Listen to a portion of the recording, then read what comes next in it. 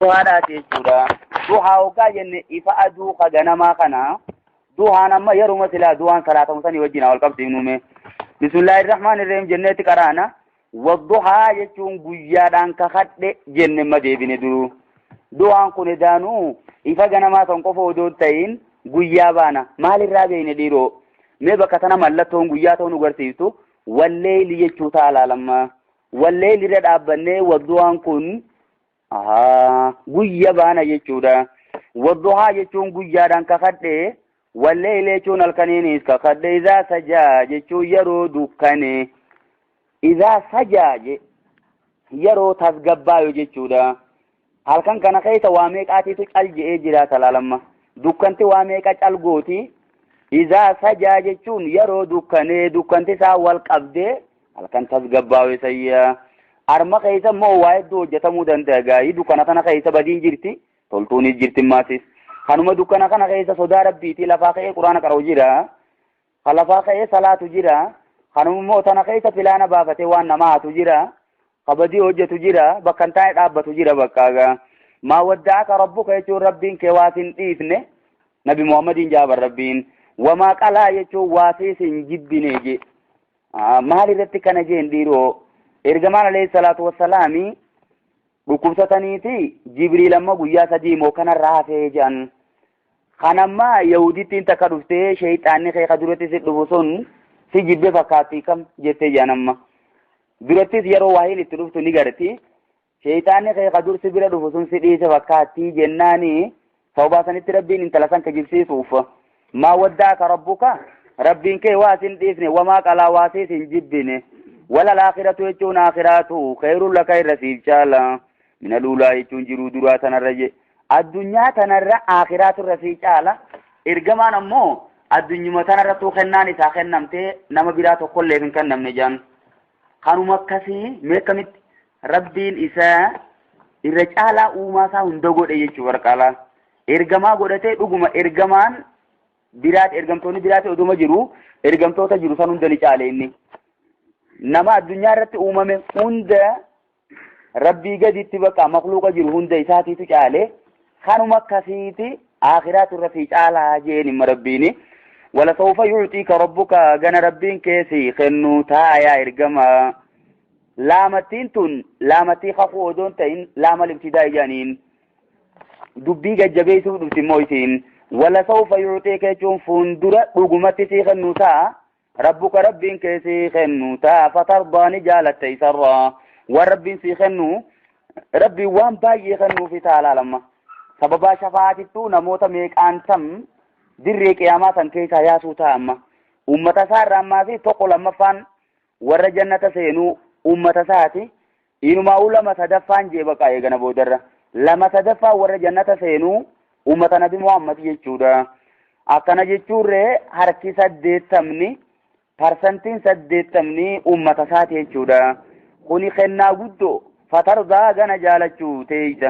Alam yajidka jechuun sasin agarreeje. Rabbuka rabbiin kee yatiiman jechuun si yataamaa si abbaan qabne si arkee fa'aawaa jechuun sin qubsiifne jee rabbiin eeysa qubsiise silamma inni yataama abbaan qabu haatiinis akkasumarraa duute maasiisi eeysa qubsiise rabbiin fuudhee Abii Xaalib bira qubsiise jechuudha.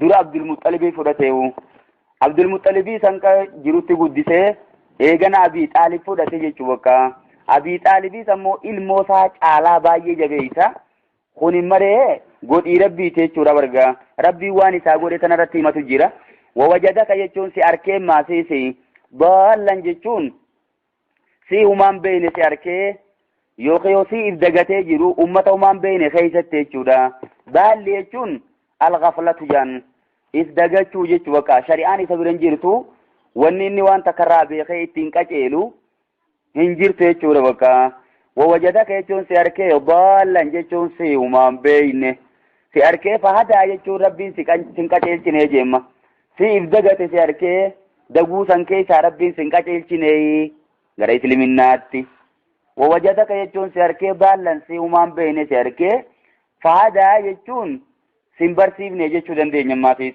amma laa wanta kan baranne ergamaanii mana barumsaa tokkollee hin dhayne akkasuma wajjin ammoo qur'aana rabbiin fidee rabbuuse hadisa baay'ee irra namni qabachuu dadhabe kana hunda ergamaan afaanumarraa ummata barsiisan bakka qooma isaaniirraa quraaninis qooma isaanii keessaa akkasin rabbiin barsiise jechuudha. Yookiin namoonni gadiin maal jangaaf tokko badee jedhan badeeti bakka dhabamee karaa wallaalee kurbaan jalaa badee akkasitti odoo deemuu dirqi galiyan. Aboo xiqqoo san odoon ta'erree wanti yoo gudduma tanaan fasareeran jirtu dhuga sanii isuma galchee baga galee. Isaa umaan beeynilaa katakkaa umaan baratin kana ummata wallaalaa keessa isaa ture fuudhee rabbiin asii akkanuma rabbiin ilmiitti naqe bakka tana bakka ni'imaa guddoo tanaan fasaruu qabna. Wajjada jechuun si arkeen maasee aa'ilan jechuun si humaan qabne hiyyeessa si arkee fa'aqnaa jechuun rabbiin sin duroomsinee jeememma durumti tun duruma qalbii baanamoo duruma qabeenyaatime duruma qalbiiti yookiyoo Khadijaa si fuusisuudhaan jechuun malaal sababaa saniin qabeenya rabbiin fidee harka naqee sunummaanuu duruma jechuudha. Durumti ergamaan hoggaa dubbatu alayhi salaatu wassalaami durumti laysa al-ghinaa min kasratil aradi walaakin al-ghinaa ghina nafsi jedhan duruma jechuun duruma qabeenya meeshaa kana qabaachuu miti duruma jechuun duruma qalbiiti jedhan jechuudha. Fa'ammal yatiima suduuda yookiin fuullee ni'maa saniitiin maal godhema rabbiin akka inni tola oolutti himuu deema ammoo yataamaa jee ilaalatuu ta'eetiifuu yataamaa turte salaata qahar jechuun hin deebisin akkanaa itti haqasiidhaa irraa jemma. Haqasiidhaa irraan deebiftee hin hongeessin waan isii fudhachuu qabdi. Amma saayila jechuun ammoo kadhataa jemmaas suduuda inni ni hiyyeessa ture saniini yookiin amma saayila jechuun nama gaafii si gaafate jechuudha. Inni nu wallaalaa ture rabbiin barsiise jenne suduuda saniitiin amma saayila jechuun ammoo nama waa si gaafate falaa tanaar jechuun hin loliniin kanaa jettee bakka ilmii si gaafatus qabeenya addunyaa si kadhatus hin loliniin deebisaa bareedduu deebisiif jechuudha bakka waammaa bini'amati rabbika jechuun ammoo godhii rabbii keetii faaddis jechuun himi je eeyyuwaa quraana rabbiin sirra buuse kana daawaa godhiin jechuudha yookiin faaddis jechuun shukriidha bakka isummaan tunuu himuunu rabbiin waan akkanaa naa godhee bar rabbiin fayyaa naa kennee kana na godhee jettee waan rabbiin sii godhe himuun isummaanuu kar tokkoon shukriidha isii sanarratti rabbii galatoomfa.